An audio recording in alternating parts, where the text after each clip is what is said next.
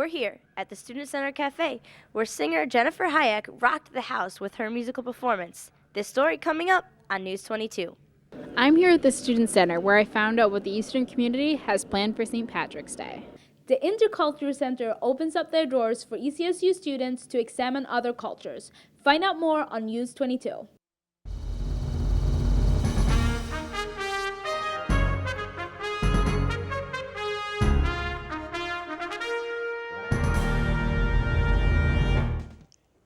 Good evening and welcome to News 22. I'm Sernay Waller. And I'm Megan Thompson. After dropping slightly last month, gasoline prices in Connecticut have started climbing up again. The AAA says that the average price of gasoline is about $3.32, up 16 cents from the $3.16 state motorists were paying in February. A year ago, the price was $2.69 a gallon in Connecticut and $2.54 nationally. The highest prices in 8 states in the Northeast is in New York at $3.35 a gallon, with Connecticut coming in second. Nationally, the average price went up in the past month from $2.96 to $3.23. The Automobile Association surveys about 1,000 gas stations in Connecticut and nearly 100,000 across the country daily to determine the average prices. This past week was daylight savings time, but do you ever wonder why we changed our clocks twice a year? The answer lies inside the sunlight. By setting our clocks back an hour in the spring, we push the extra hour of daylight at the end of our day as opposed to the beginning. And moving the hour from the morning, when virtually everyone is asleep, to the end of the day when everyone is awake, we save money in electricity costs. You may have noticed that over the years, the spring daylight savings time has kept on creeping back a few days. This is because the farther we push it back, the more money we save. So don't get too comfortable with daylight saving time being where it is now. Who knows where it'll be in the near future. On May 12th, the United States Postal Service will adjust its prices for shipping services, which includes express mail, priority mail, parcel select, parcel return service, and international mail. A first-class stamp will now cost 42 cents. Customers can continue to use their forever stamps that were purchased prior to May 12th at 41 cents, even after the price changed. This rate increases cost of a first-class stamp by 1 cent and becomes the official 1 year and 1 day after the price of stamps rose from 39 cents to 41 cents on May 11, 2007. There is a small pizza parlor that is making a big noise in North Windham. New England Pizza and Restaurant at 319 Boston Post Road is a Greek-style restaurant that specializes in pizza, grinders, soups, and salads. There's an extensive menu full of all your favorite delicious meals and starters made fresh from scratch by professional chefs. A new full-size bar and dining room full of culture makes for a perfect dining experience. With a grand opening to celebrate the new ownership, New England Pizza and Restaurant would like to invite all Eastern and Yukon students to stop by and grab a quality meal and hang out. This year's Karen Goring concert at Burton Levitt Theater of Willimantic is Saturday from 7:30 to 9:30 p.m.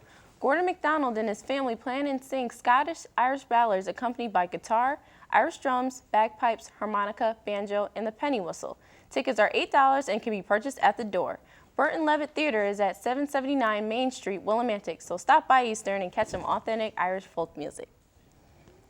And we'll be right back with this week's editorial. This portion of News 22 is brought to you by Asian Bistro. Asian Bistro is a hibachi steakhouse, bar, and fusion sushi restaurant conveniently located in Eastbrook Mall. Asian Bistro offers only premium-grade ingredients prepared by professional chefs in a modern, clean, and simplistic atmosphere. The staff at Asian Bistro envisions, prepares, and presents every item of their food as a piece of art, following the traditions of Asian cultures from around the globe. Asian Bistro believes in a custom of friendship and encourages its patrons to be happy, be creative, and live long. And, as the Emperor said, let the party begin. Asian Bistro. We're back, and we have with us James. Is an important part of our well-being on campus. By taking precautions and making smart decisions, fires can be avoided. Be aware of overloaded electrical outlets. Don't leave cooking unattended. And make sure paper and other flammable materials are not placed near the stove. Preventing a fire is important, but knowing what to do if one occurs is just as important. If the alarm sounds, don't panic and evacuate immediately. Refer to your residential hall office for the quickest and safest route. And remember, never take an elevator during a fire. For more information, visit us at www.easterncct.edu/depts/police.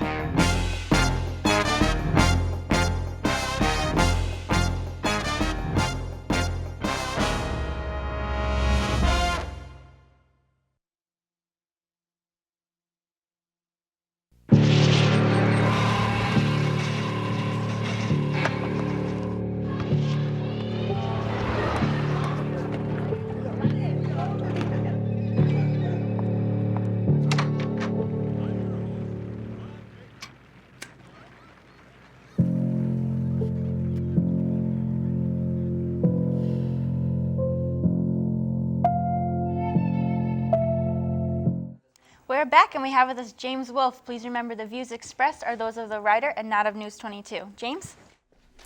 Thanks. Fellow students and residents of Eastern Connecticut, once every generation, this great nation is charged with a responsibility so pressing and so urgent as that which lay before us this election year. Our nation is at war. Thousands of families are losing their homes through foreclosure, and the dollar is rapidly losing value in the global market. Not since the days of the Vietnam War have the citizens of the United States of America been faced with such an important decision. We are charged with the responsibility of electing a president during the time of conflict and economic upheaval. One man or woman, black or white, Republican or Democrat, to lead us through these troubling times. Yet faced with the choice of such paramount significance, our generation looks upon these issues with indifference and disregard. Throughout our short lifetime, we've been conditioned to believe politicians are crooked, that the system is corrupt, that government is good for nothing. A deeply ingrained attitude of don't know, don't care is present throughout the majority of young voters. Most scoff at the idea that their voice could be heard, that they could make a change, that their vote matters. What difference does one vote out of millions make? At face value, the case made by this jaded and skeptical group of young people is compelling. But although their concerns may be valid, the argument is inherently flawed. By not exercising the right to vote, by not educating ourselves, by not standing up for our beliefs, ideals, and convictions, we take a route towards failure and mediocrity. It is true, the odds of one voice among a nation of voters tipping the scales in an election are undeniably slim. But the power of a generation standing firm in the face of adversity, defying the status quo, and rising up to claim back the United States of America they believe in is unstoppable. We were born into a fractured system, and we endured. We were raised during an era of unprecedented corporate consolidation and greed, and we looked the other way. Now oil prices have risen to record heights. Over 12% of Americans live below the poverty line, and 3,987 of our American soldiers have died in a war founded on false evidence. We have ignored the system, and the system has failed us. Friends, this is our chance. The time is now. We are no longer children. We are men and women. We are students. We are workers. We are hopeful. We are young, but we are not naive. And we cannot sit idly and let this country, which we stand to inherit, fall to pieces before us. Our generation of young voters must take up an intellectual call to arms. We must stand up to politics as usual and bring about a new era. An era of true democracy, a government of the people, by the people, and for the people. In the words of President John F. Kennedy, we have the power to make this the best generation of mankind in the history of the world, or to make it the last. Friends, we have the power to voice our opinions. We have the power to organize. We have the power to cast a vote to lead this country in a new direction. Let's use that power. Thanks, James. The Identity Series is an oral history series of strong women from ECSU and the community that have diverse backgrounds. They will tell their stories, discuss their interests, and give a sense of how they struggle to arrive. The next installment of the series will take place on Tuesday, March 25th from 4 to 6 p.m. in the Women's Center. It will feature Dr. Dora Hast. The next University Hour installment will feature Kim Adnesio. Adnesio is an acclaimed poet, novelist, and short story writer. The event will be a part of a 2-day visit by Adnesio as a part of the Eastern Visiting Writers series. The University Hour takes place on Wednesday, March 26 at 3 p.m. in the Student Center Theater. Adnesio will perform a reading that night at 7 in the Johnson Room of the library. With March being Mouth Madness Month, reporter Sierra Brown seeks out the importance of dental hygiene. Here at Eastern, March is Mouth Madness Month. Students volunteered their time at the library for community service to promote dental hygiene. On Tuesday, there was a table set up in the library where students distributed dental floss, toothbrushes, and gum. It was a good chance for students to become more informed about keeping a healthy smile. We caught up with some of the volunteers to see what they think about dental hygiene. I think it's important to keep your teeth clean because you don't want to have a really nasty smile or anything like that because people say things about you when you're not around. It's nice to, I brush 2-3 times a day, once after every meal unless I don't have a chance to, in which case I get to it right when I get a chance. So it's important to floss too. Very important. If you missed the booth this time, it'll be back in the Library Cafe March 13th. Until then, take care of your smiles, Eastern. For News 22, I'm Sierra Brown. Don't forget to brush your teeth twice a day to keep your teeth healthy. A Women's Appreciation Dinner will be held on Wednesday, March 26th at 6:30 in the Betty Tipton Room. This is an annual dinner done to show appreciation for the women on campus. There will be food, beverages, and music provided. Last weekend, the Performing Arts Department featured the play Body and Soul, written by Deborah Forston. The play was based on interviews with former victims of child prostitution. The play reveals the truth of little discussed issue of child prostitution in the United States, something that has typically throughout and occur only in other countries.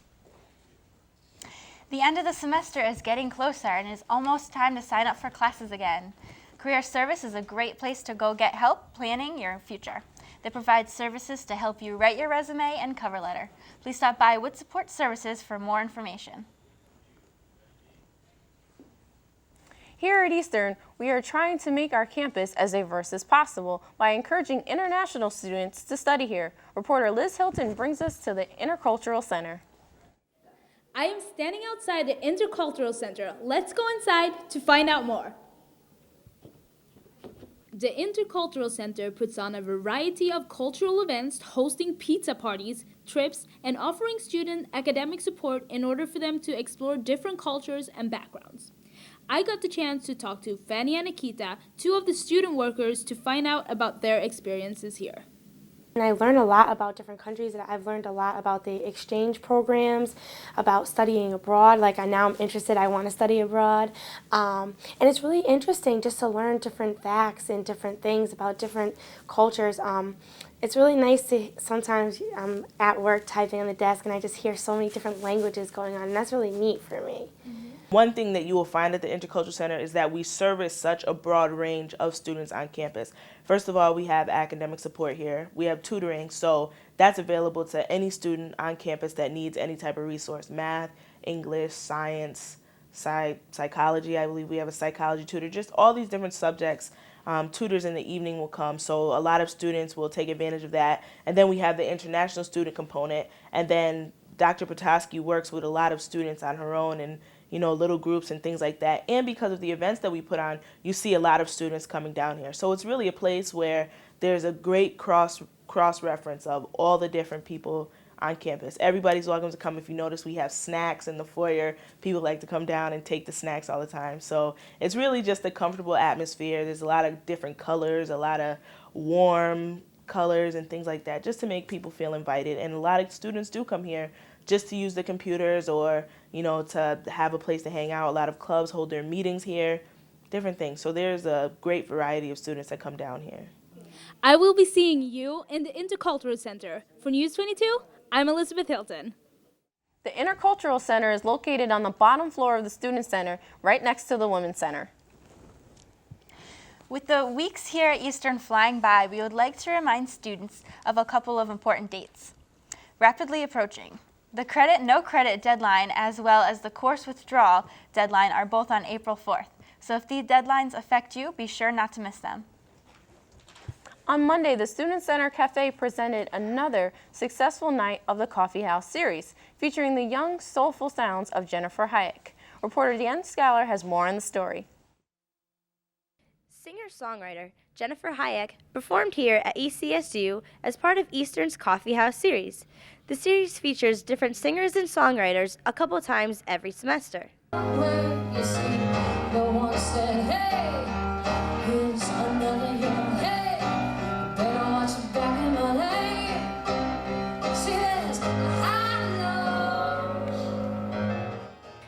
Hayek writes her own indie music from her house in Pittsford, New York. Her sound can be described as a combination of Janis Joplin and Alanis Morissette with the piano skills of Elton John. Presently, she is working on her 5th EP. She also works in retail for GotDenim.com and as a dental assistant for her father. Although her schedule with these 3 jobs is very busy, Eastern was lucky enough to get her to perform for us as part of the Coffee House series. Well, we found her on MySpace. Our entertainment coordinator, Stephanie, found her on MySpace, contacted her agent, and did all the workings through there. It depends who it is. The band that came Thursday, I think, appealed more to the male side of campus, so there was 70 people here. This one and a few others, you get a lot of girls to come too. We caught up with Jennifer after her performance to get to know a little bit more about her.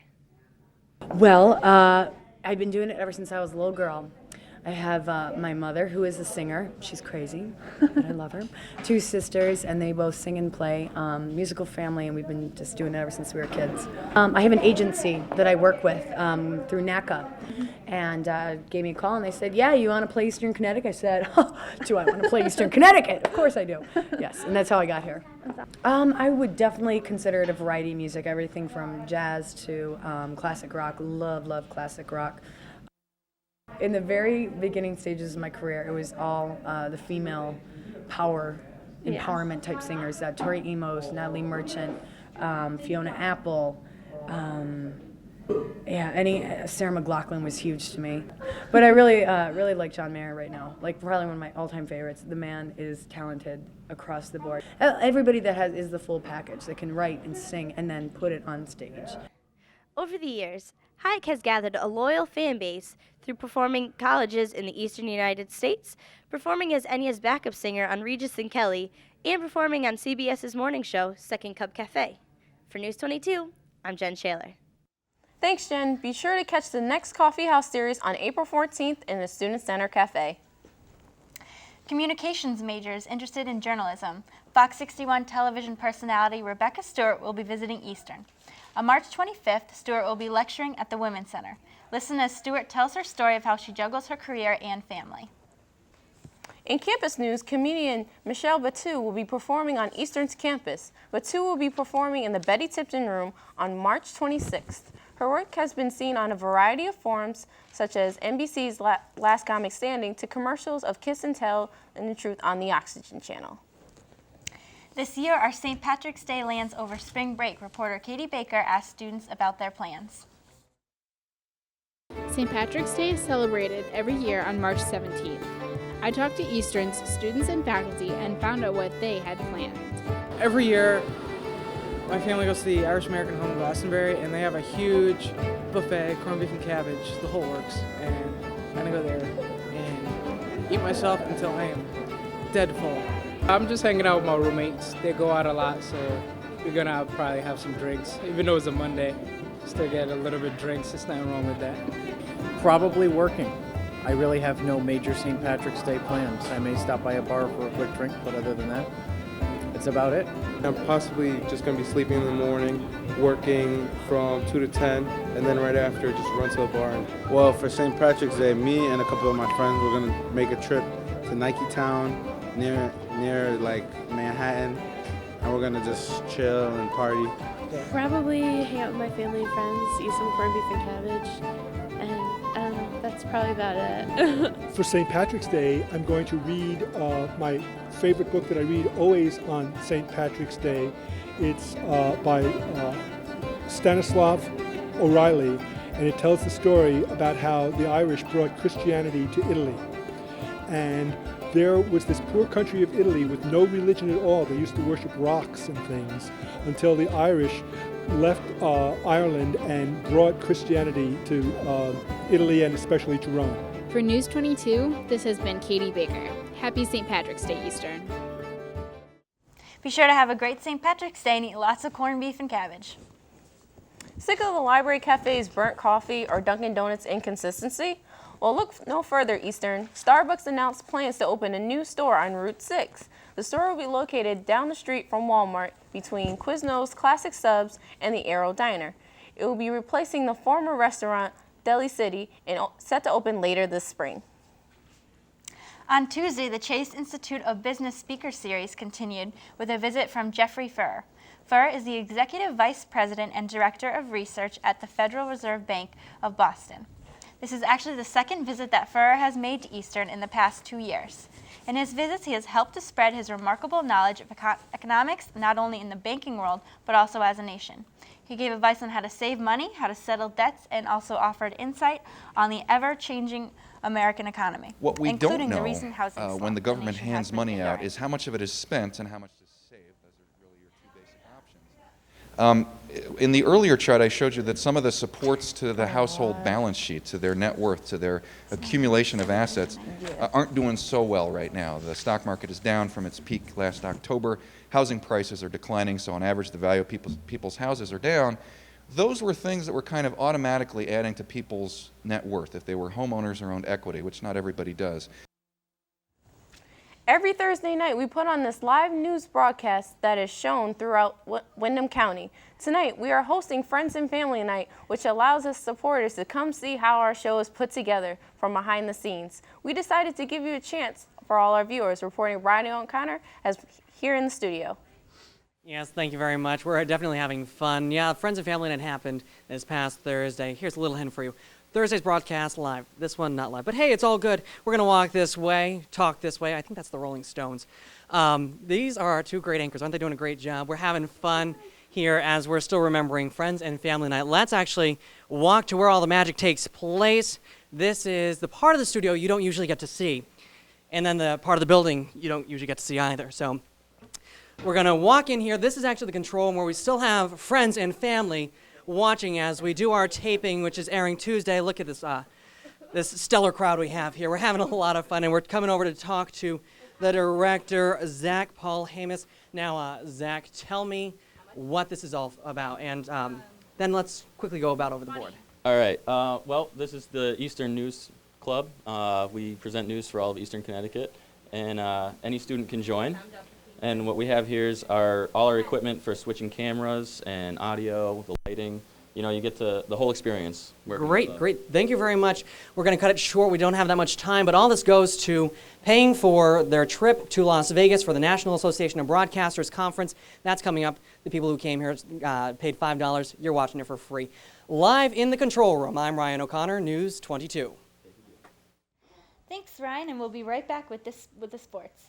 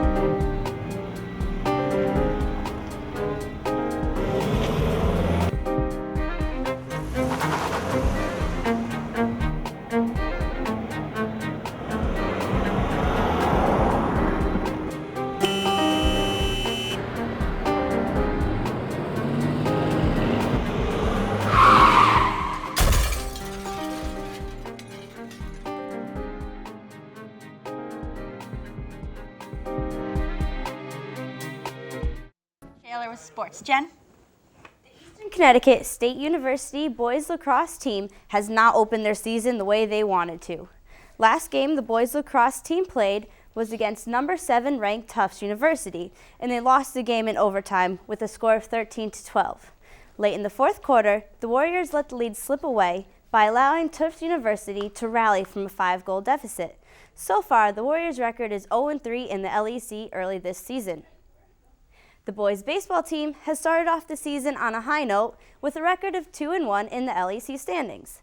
Last Sunday, on March 9th, the Warriors went up against SUNY Old Westbury and won with a crushing score of 8-1 with the precise pitching of the bullpen and the swinging of the bats. The Warriors are finding it easy to beat their opponents on the playing field. This week's Athlete of the Week also comes from the boys' baseball team. Reporter Nick Delizio brings us to the diamond. For this week's Barney's Athlete of the Week, we chose senior captain Zach Thomas of the baseball team. This past week, Zach reached base safely 4 times. He doubled in the first run of the game and also scored in the first as well. He had a leadoff walk in the second, a single, a stolen base, and a run scored in the 5th, and he drove in the final run of the game in the 6th with a 2-out single. We asked him how he felt to be Blarney's Athlete of the Week and what made him choose to play at Eastern. Actually feels pretty good to be Blarney's Athlete of the Week considering we just started, a couple weeks ago. And I was supposed to come to Eastern actually from the beginning. I got an offer to go to UMass and have a chance to start at shortstop. So, and my father and I talked about it, for a couple weeks, and we decided, give it a shot. And, not to knock the program or anything, just didn't work out. And, this is a much better program. So I think I fit better here too. I think this is the best team chemistry we've had in the past 3 or 4 years. From what we've seen. As a captain, I just try to, every game try to get all the guys focused. I don't look at myself as, above anybody because there's some guys that have been here longer than I have. But, I try to get the younger guys, to go in the right direction and, to make sure everybody's working together. Be sure to stay tuned in 2 weeks for Blarney's Athlete of the Week. For News 22, I'm Nick Delizio. Thank you, Nick. The softball team will be kicking off their 2008 season this weekend in sunny Tucson, Arizona. The Lady Warriors will be playing 10 games there before returning home and taking on Springfield College on March 26th. Being led by 4 returning seniors, Ashley Marchiulo, Casey Mahoney, and Kate Livingston, they plan on leaving a mark in this season in the Little East Conference.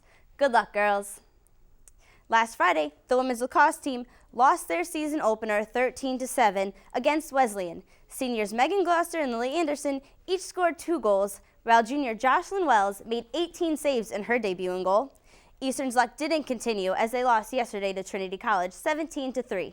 The past 2 games, however, have been played against nationally ranked teams, Wesleyan being ranked 19th and Trinity College being ranked 6th. That's it for sports. Back to you guys. Thanks, Jen. Well, be sure to check out our new website, tv22.core, for news stories and learn more about News 22. Thanks for joining. I'm Megan Thompson. And I'm Serne Waller. Have a nice night, Eastern.